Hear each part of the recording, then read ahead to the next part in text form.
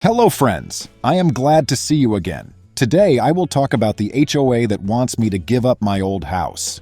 The first time I realized my homeowners association thought it could evict me, I was standing barefoot on my own porch holding a mug of coffee and watching a stranger try to peel the lockbox off my front doorknob like he was harvesting fruit.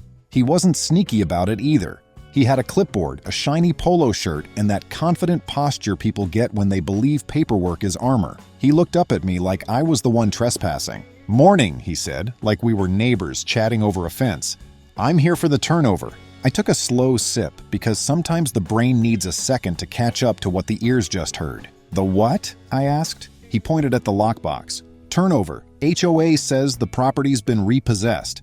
I'm supposed to secure it and meet the new occupant." There are moments where you can feel your life splitting into two timelines, one where you lose your temper and one where you gather receipts. I chose receipts. "I'm the occupant," I said, "and I'm also the owner. You're going to want to step off my porch." His smile twitched. "Sir, I have an order." "I have a deed," I said, "and a camera." That was the beginning of the mess. For background, I'm not some mysterious real estate tycoon in a suit. I'm a regular guy with a regular job and an unhealthy love of spreadsheets. I do construction management for commercial remodels, and I got into small-time property investing the same way a lot of people do. I watched my rent go up and decided I'd rather pay a mortgage. I bought my first house because I wanted stability. Then I fixed it up, learned what I was doing, and realized I was weirdly good at finding ugly houses with good bones. The neighborhood I live in is the kind that looks like it was designed by someone who once described beige as exciting. Manicured lawns, matching mailboxes, and a sign at the entrance that acts like a velvet rope for people who think a gate code is a personality. There's an HOA, obviously. The HOA sends newsletters about acceptable shades of mulch and how long you're allowed to leave your trash bins visible before your neighbors start clutching their pearls. My house is the oldest one on the street, and it's the only one with real character. It was built before the neighborhood got absorbed into the planned community vibe. It has a big oak out front and a porch that actually gets used. I grew up not far away. When I bought the place, it felt like landing in the right spot after years of bouncing around. I'll call it my old house, not because it's ancient, but because it's the one I owned first. It's my home. The street runs in a loop, and my house is near the entrance, the first one people see when they drive in. Now, the HOA's authority has limits. Anyone who's ever lived under one knows they act like they run a tiny country, but legally, they're more like a club with a contract. They can fine you. They can put a lien on your property if you ignore fines long enough. In some cases, they can foreclose on a lien, but that involves a whole lot of steps and, importantly, courts. What they cannot do is show up and declare you evicted from your own home with a clipboard and a lockbox. The fact they tried anyway tells you what kind of people I was dealing with. The trouble started about 8 months earlier, when the little investment plan I'd been quietly working on became visible to the sort of person who counts how many cars you have in your driveway. A house 2 doors down from mine went up for sale. It had been owned by an older couple who moved to be closer to their grandkids. The place wasn't in terrible shape, but it had that tired look of a home where nothing had been updated since the early 2000s. I went to the open house, ran the numbers, and realized I could buy it, fix it, and rent it out for a reasonable rate to someone who wanted a safe neighborhood without having to buy into it. I bought it. Not long after that, another house came on the market at the far end of the loop. This one was a foreclosure with a leaky roof, the kind that scares off casual buyers. But I know leaky roofs. I also know that banks price them to move if you show up ready to close. I bought that one too. So yes, I owned 3 houses on the same street. 1 I lived in, 2 I planned to rent. I didn't hide any of it. All the deeds were recorded properly. Insurance was squared away, utilities handled. I hired licensed contractors for the big stuff and did some of the interior work myself after hours. The plan wasn't to become some landlord villain. The plan was to have something that would help me later. Retirement, emergencies, the kind of cushion my parents never had. Most of my neighbors didn't care.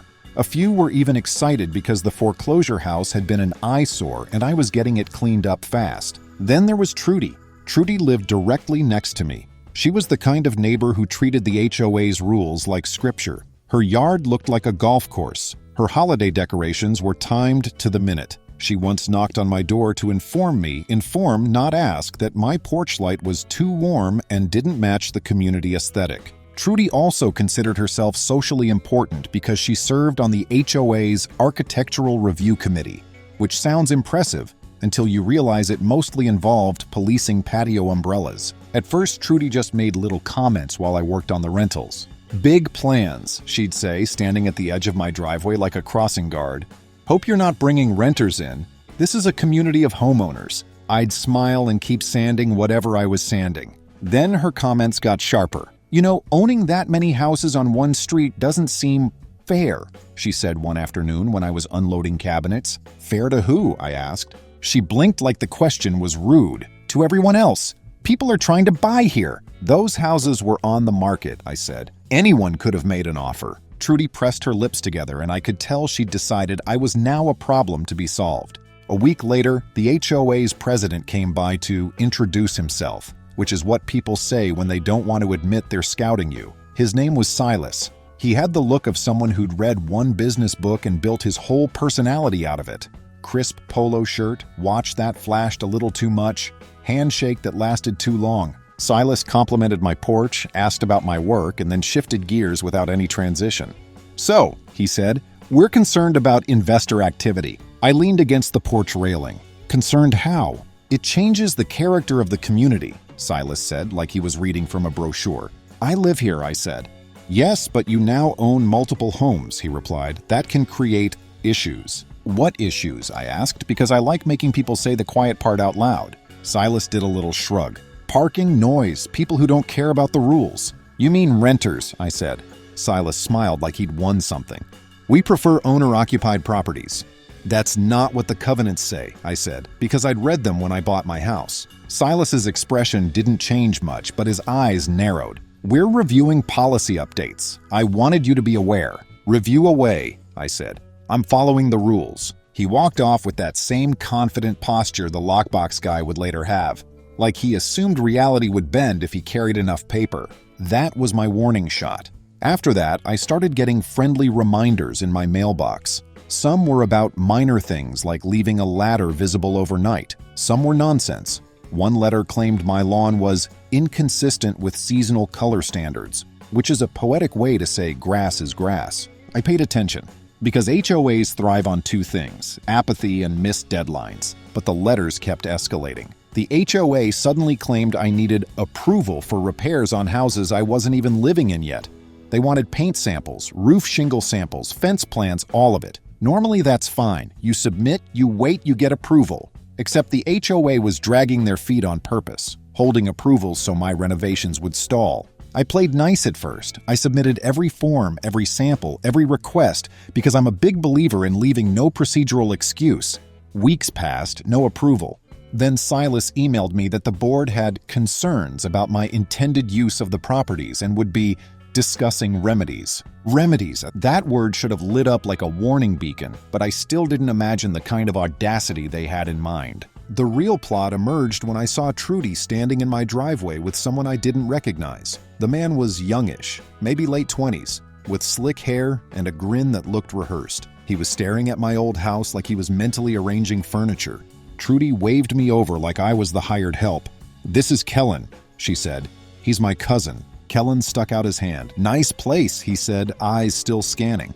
I shook his hand. "Thanks. Can I help you with something?" Trudy beamed. "Kellen's looking to move into the neighborhood." "That's great," I said. "There's not much for sale right now, though." "Oh, we know," Trudy replied, still smiling. "That's why we're so grateful you've bought up the extra properties. It's opened up options." My stomach did a small, slow drop. "What options?" Kellen's grin widened. "Your first house," he said casually. "This one. It's perfect for me. And since you've got two more on the street now, it makes sense to let someone else have this." I waited for the punchline. It didn't come. "You're joking," I said. Trudy's smile hardened. "Not joking, it's the responsible thing. The HOA doesn't want one person controlling multiple homes, so we're working on a solution." "A solution where I give my house to your cousin," I said. Kellen lifted his hands like I was being dramatic. "Not like for free. There's a process. It'll be fair." "Fair," I echoed. Trudy's voice took on that tone that HOA people use when they're trying to sound both polite and threatening. "Silas is drafting an agreement. We'll send it over. It's better for everyone if you cooperate." I stared at them for a long second, then laughed. Not because it was funny, but because it was so ridiculous my brain rejected it at first. "I'm not giving my house to anyone," I said, "especially not because you want it." Trudy's smile vanished completely. "Then you're leaving us no choice," she said. Kellen just shrugged like he was ordering off a menu and they'd run out of fries. They walked away, and I stood in my driveway holding a paint roller I'd been using, trying to process the fact that my neighbor had just suggested I donate my home to her cousin because I dared to buy 2 other houses. That night, I pulled out the HOA governing documents again and read them front to back. No restriction on number of properties owned. No forced sale clause. No, you must gift property to Trudy's relatives section. There was a rental cap provision, but it was vague and had never been enforced. It said the board could regulate rentals to preserve community character. That's the kind of clause boards love because it sounds powerful while being legally squishy.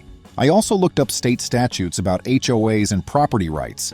Again, nothing magical that allowed a volunteer board to confiscate someone's home. So I figured Trudy was bluffing. 2 days later, I got a certified letter from the HOA's attorney. It claimed the following in dense, overly confident language.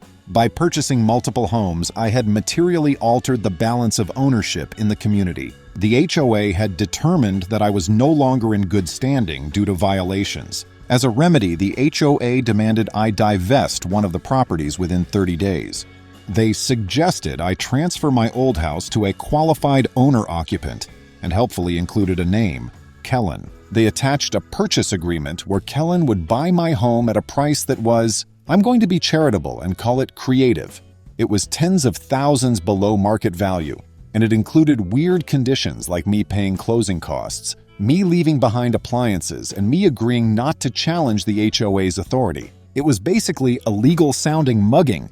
I read it twice, then I sat down at my kitchen table and laughed again, longer this time. Then I stopped laughing and got practical. I emailed the HOA attorney and politely declined.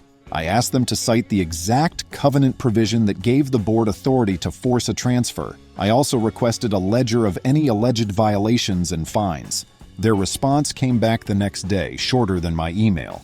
It included no citations, just vague references to board authority and community welfare. They attached a list of violations that looked like someone had assembled it from thin air.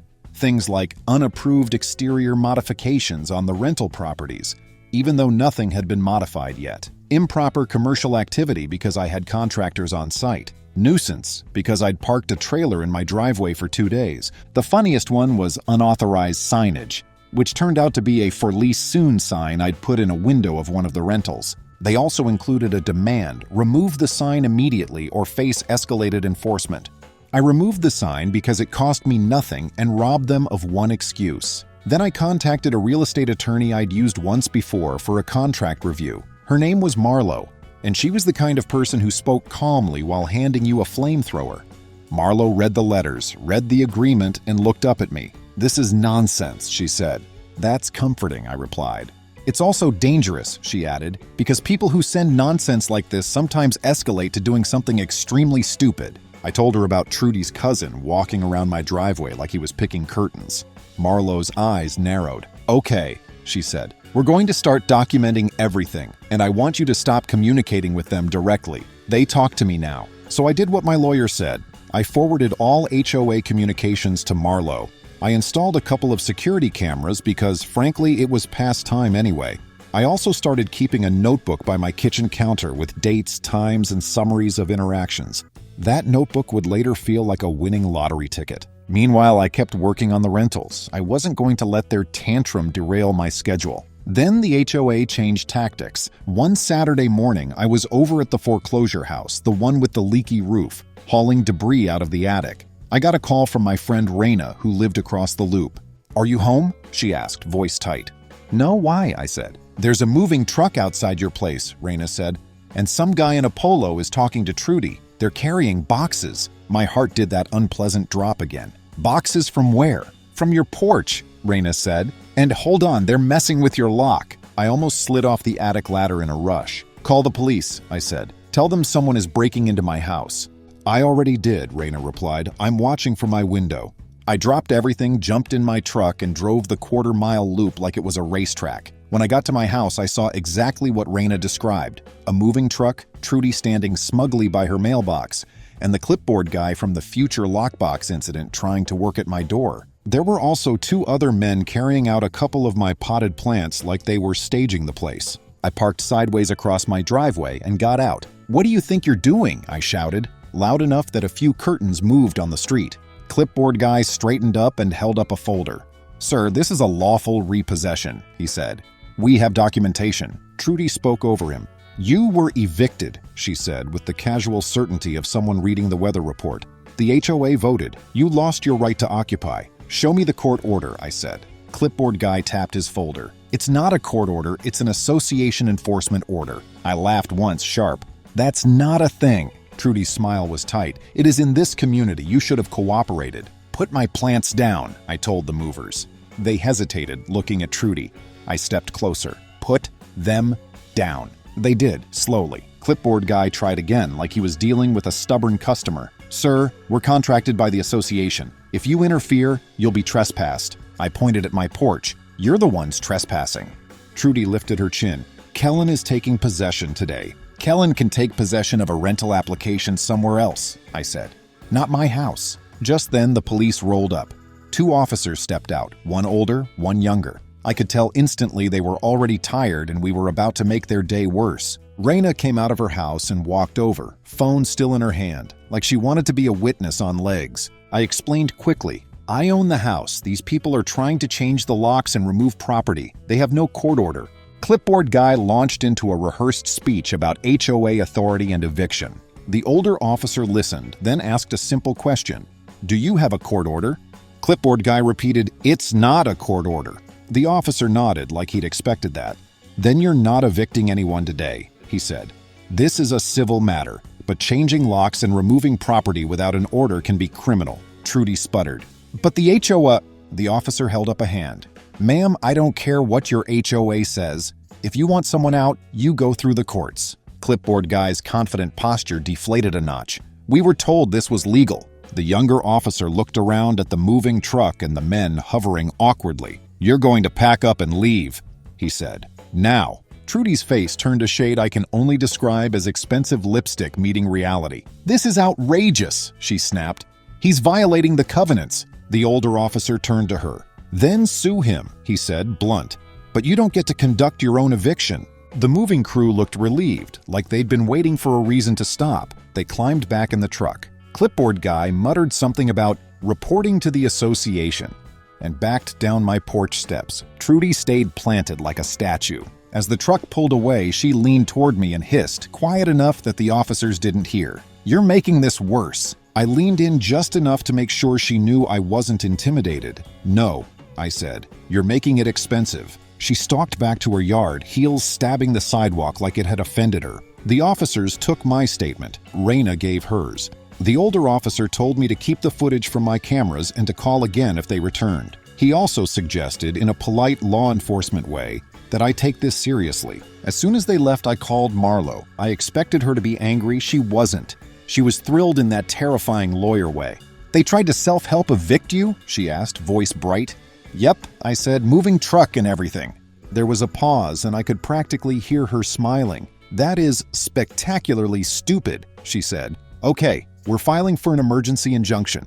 Today." By the end of that weekend, Marlo had drafted a cease and desist that read like a warning label. It informed the HOA, Silas, and Trudy personally that any further attempts to interfere with my possession of the property would result in immediate legal action, including claims for trespass, conversion, slander of title, and whatever else fit. It also requested again the covenant provisions supporting their demands, plus minutes from the meeting where they allegedly voted to evict me. Monday morning, we filed in court for a temporary restraining order to stop the HOA from harassing me and attempting lockouts.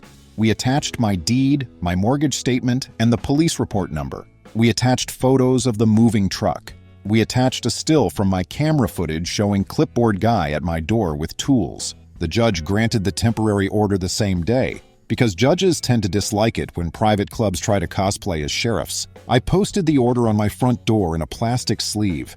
It looked ridiculous there, like I was advertising a yard sale for common sense. That should have calmed things down. Instead, it lit Silas on fire. A week later, Marlo got served with something that made her call me immediately. "They filed an eviction," she said. "They filed what?" I asked. "An eviction," she repeated. "They're claiming the association has terminated your right to occupy the home." I stared at my kitchen wall like it might explain the universe. "You can't evict an owner." "You can't," Marlo agreed, "but they filed anyway, and they did it in the local court that handles landlord-tenant cases, hoping the clerk wouldn't look too closely." "So what happens?" I asked. Marlo's voice sharpened. "What happens is we show up and embarrass them." I looked down at my notebook at the neat list of dates and actions, and felt something settle into place. Fear is heavy, anger is hot, but determination is clean. It clears space in your head. "Okay," I said, "let's do it." That night, I got another certified letter. This one was from the HOA, full of bolded words and threats. It informed me that I was hereby removed from occupancy, that I was required to vacate within 72 hours, and that failure to do so would result in forcible removal. The letter also included a line that made my hands go cold. "Possession shall be granted to Kellen as the approved successor occupant." They weren't just trying to bully me. They were trying to hand my house to Trudy's cousin by brute force and paperwork games. And now they'd escalated to the point where, if I didn't respond properly, I could actually end up dealing with a sheriff's deputy at my door, because even bad filings can cause real-world consequences if you ignore them. I called Raina and asked if she'd be willing to testify later if needed. "Absolutely," she said without hesitation. "Also, you should know something." "What?" I asked. "I saw Kellen at the community mailbox yesterday," Raina said. "He was bragging. He told someone he'd be moving into your place soon because the board already handled the legal stuff." I closed my eyes slowly. "Did anyone else hear him?" "A couple people," Raina said. "One of them was Mr. Darnell from 3 houses down. He looked uncomfortable." "Can you ask Mr. Darnell if he'd be willing to talk to my lawyer?" I asked. Raina didn't even pause. "I'll do it." After I hung up, I sat at my kitchen table and looked around my living room. The scuffed hardwood I refinished myself. The bookshelf I built. The little scratch on the wall from when I moved the couch in. This wasn't just an asset. It was my home. And someone had decided they could take it because they felt entitled. I opened my laptop and backed up all camera footage to 2 separate drives. Then I wrote down a list of every HOA communication, every interaction with Trudy and Silas, every time a contractor had been delayed because the board held approvals. I printed copies. I organized them into a binder because if there's one thing that makes bullies sweat, it's a calm person with tabs. When you want to win, you don't just show up with anger. You show up with paperwork. The hearing was scheduled for the next week. I wish I could say the days leading up to it were quiet. They weren't. The HOA doubled down like a gambler chasing losses. They sent notices to my rental properties claiming I was violating occupancy standards, even though nobody lived in them yet. They slapped fines on me for things like improper waste disposal, because I had a dumpster in a driveway with a permit. They even mailed letters to current resident at my rental houses implying that tenants were living there illegally, which was both false and, as Marlo pointed out, a nice little piece of evidence for harassment. And then, 2 nights before the hearing, I came home from the job site to find a bright orange sticker slapped on my front door. It said, "Notice to vacate, not from a court, not from law enforcement, from the HOA." It was designed to look official from a distance, though, and that was the point. It was meant to scare me, to make my neighbors whisper, to make me feel unstable in my own house. I peeled it off, took a photo of it, dropped it into a plastic evidence sleeve like I was collecting trading cards, and added it to the binder. Then I walked next door and knocked on Trudy's door. She opened it halfway, chain still latched, eyes sharp and offended. "What?" she said like the word tasted bad. "I'm going to say this once," I told her evenly. "Stop." Trudy's eyes flicked over my shoulder to the street as if checking for an audience. "You're the one who needs to stop," she replied. "You're being selfish.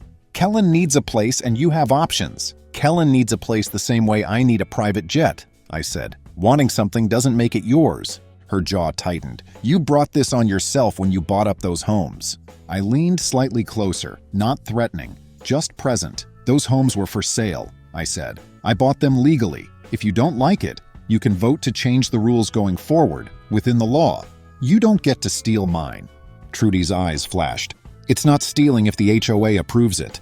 "That's not how property law works," I said, and I could hear my own voice staying steady. "See you in court." I walked back to my porch. Behind me, Trudy slammed her door hard enough to rattle my porch light. The next morning, Marlo called me with a tone I recognized immediately. Something had happened, and it was either very good for us or very bad for them. "We got the HOA's evidence package," she said. "And?" I asked. "And it includes something they shouldn't have," she replied. "They attached meeting minutes." "That sounds normal," I said. "It would be," Marlo replied, "except these minutes are interesting. There are signatures that don't match earlier ones, and they mention a vote to transfer occupancy rights to Kellen." My grip tightened on the phone. "That's not a thing." "It's not," she agreed. "Also, the minutes list board members present who were out of town that week, according to their own emails." I stopped walking mid-step in my kitchen. "Are you saying they forged minutes?" Marlo's voice went very calm. "I'm saying we're going to ask them about it under oath." A cold, satisfying feeling slid into place like a lock clicking shut. Trudy and Silas weren't just being pushy. They were manufacturing authority they didn't have. And the law tends to take a dim view of that. By the time I walked into the courthouse for the eviction hearing, I wasn't nervous anymore. Not because I'm some fearless courtroom warrior, but because once you've watched a moving truck back up to your porch on a Saturday morning, you stop treating these people like they're powerful. You start treating them like they're reckless. Marlo met me out front with a slim briefcase and that same calm expression she always wore, like she was about to order lunch instead of dismantle someone's bad decisions. "Remember," she said as we went through security, "this hearing is in the landlord-tenant division. It's not where their story belongs. That helps us." "So we just tell the judge I'm not a tenant?" I asked. "We do better than that," she said. "We show them your deed, the temporary restraining order, the police report number, and the letter where they literally claim to be granting possession to Kellen." I had my binder tucked under my arm. It was thicker now, stuffed with camera screenshots, certified mail receipts, and the bright orange fake notice I'd peeled off my door. I'd also printed the HOA's own emails and the meeting minutes they attached. Marlo had taken one look at those minutes and asked me for older copies. I had them. I keep everything. The signatures didn't just look a little different. They looked like someone had tried to draw them from memory. The courtroom itself was exactly what you'd expect.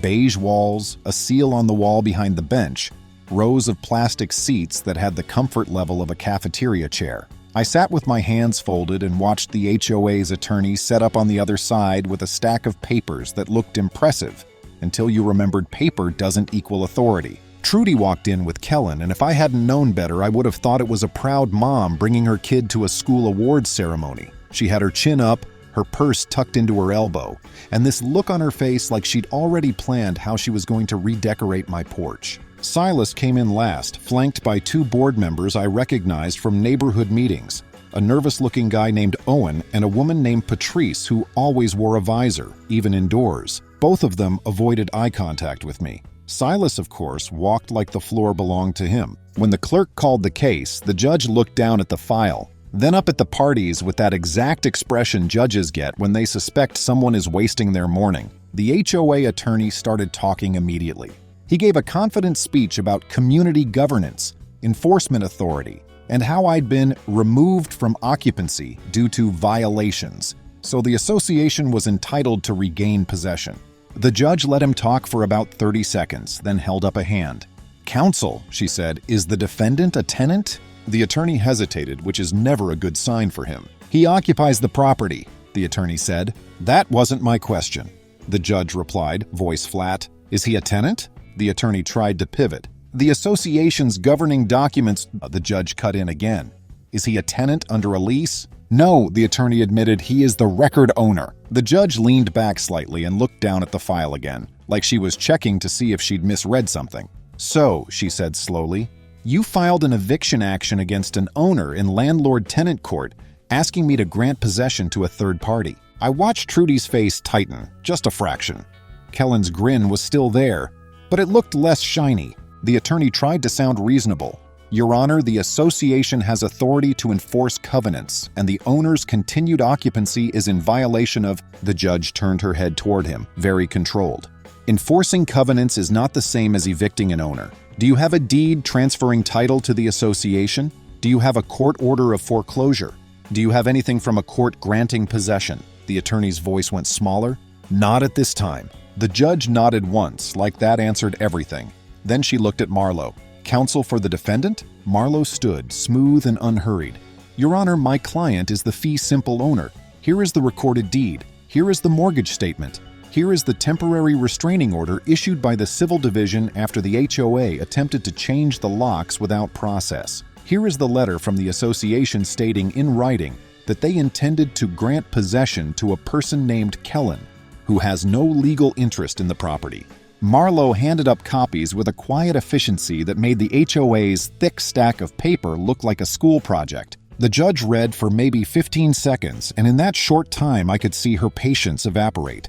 She looked over at the HOA attorney again. Counsel, she said, this action is dismissed, and I want to be very clear.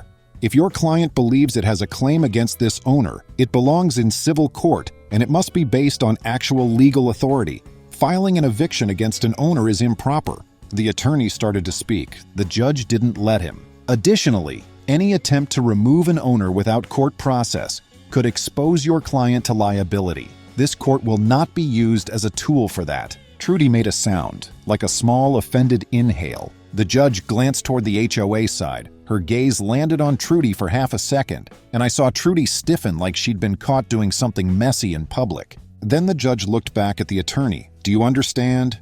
Yes, Your Honor, he said, and he sounded like he'd just swallowed something sour. Dismissed, that was it. The whole eviction evaporated in under 3 minutes. As we walked out of the courtroom, Trudy stepped toward me like she couldn't help herself. This isn't over, she said, low and sharp. Marlowe didn't even stop walking. She just turned her head slightly and smiled at Trudy the way you smile at someone who just volunteered to touch a hot stove. Oh, Marlowe said, it's not over. You're right about that. Outside, Kellen tried to look casual, but his eyes kept darting. He muttered something to Trudy about getting lunch and peeled off toward the parking lot like he suddenly remembered he had somewhere else to be. Silas didn't come over. He kept his distance, talking fast to the attorney, his hands slicing the air like he could cut his way out of the situation. I exhaled for the first time in what felt like days. It wasn't relief exactly. It was that clean, grounded feeling you get when your reality is confirmed by someone in a robe holding a gavel. They couldn't evict me. They never could. They'd been bluffing with letterhead and confidence. But they'd also done enough damage that dismissed wasn't the end of what was coming. In the parking lot, Marlowe opened her car trunk and slid her briefcase inside. Next step, she said, is making sure they never try this again. Permanent injunction? I asked. Permanent injunction, she confirmed, and damages. I blinked. Damages for what exactly? Marlowe's eyebrows lifted like I'd asked if water is wet. Trespass, attempted lockout, harassment, slander of title, intentional interference with your business, abuse of process for filing this eviction, and, she tapped the folder in her hand, those meeting minutes. I thought about the fake notice on my door, the moving truck, the way my stomach had turned when Raina called me. Do we actually have a case on the minutes? We have enough to ask questions, Marlowe said, and I have a feeling the answers are going to be educational. Over the next week, my life fell into a weird rhythm. Work all day, swing by the 2 renovations, then come home and forward every HOA message to Marlowe. The board didn't calm down.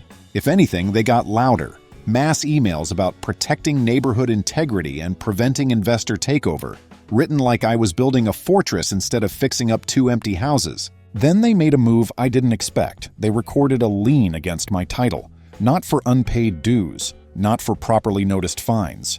They referenced their made-up enforcement order, claimed I'd lost good standing, and tried to tie it to a right of possession. When Marlowe told me, my face went hot. A lien isn't just noise. It can poison refinancing, selling, even insurance questions. Marlowe was calm. This helps, she said. Now it's recorded slander of title. That night, staring at my binder, it clicked. This wasn't a petty HOA dispute. They were willing to tamper with property records because Trudy wanted my house for her cousin. Once Marlowe filed our civil complaint, the court expanded the temporary order.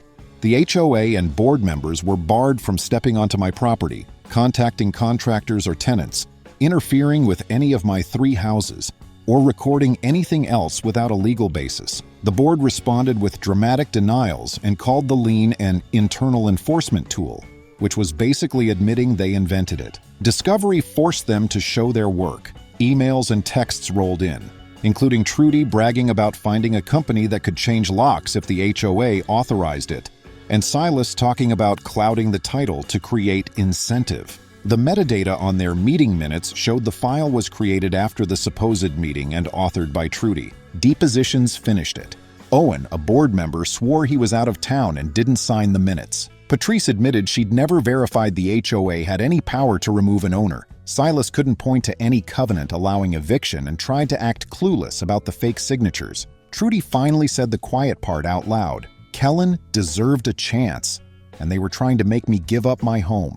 The judge issued a permanent injunction, ordered the lien released, and awarded attorney's fees because the HOA acted in bad faith. At the next open meeting, homeowners voted Silas out, removed Trudy, and replaced the board. The new board rewrote procedures to ban lockout-style enforcement and added clear rental guidelines. My title was clean, my renovations were finished, my tenants moved in peacefully, and Trudy's cousin disappeared from the picture. Friends, thank you. See you soon.